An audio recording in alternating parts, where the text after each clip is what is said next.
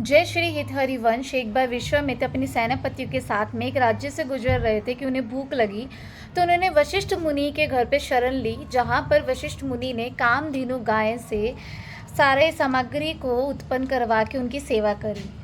कामधेनु गाय जब समुद्र मंथन हुआ था, उसी वक्त उन्हीं यत्नों में से एक निकली थी।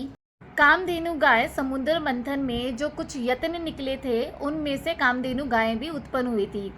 कामधेनु गाय जब विश्वामित्र आए तो महर्षि वशिष्ठ ने उन्हें जितना भी सामग्री बोली थी, जैसे पूरियाँ, दूध, छाछ, कुछ मिष्ठान, वो सब गौ माता ने उसी वक्त में प्रकट कर दिए। जब विश्वामित्र ने वो देखा कि इतनी अच्छी गाय, मतलब जो सब कुछ चीज़ें उपलब्ध करा रही है, ये एक ऋषि के पास में क्या कर रही है, तो उसने बोला कि ये गाय मुझे दे दो।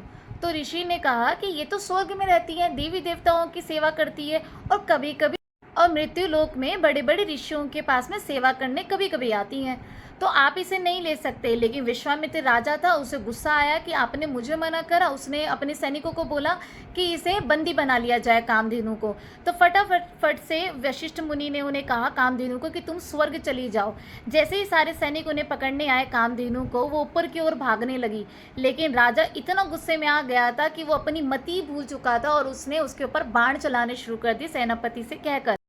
जब सैनिक कामधेनु को बंदी बनाने के लिए आए, तब कामधेनु ऊपर की ओर उड़ गई, लेकिन सैनिकों ने आक्रमण करना बंद नहीं करा, जिसके कारण कामधेनु को चोट पहुंची और उनका कुछ ब्लड जो था वो जमीन पर आ गिरा, एक दो बूंद, जिसके कारण पहली उत्पत्ति हुई मसूर की दाल की और दूसरी उत्पत्ति हुई तंबाकू की।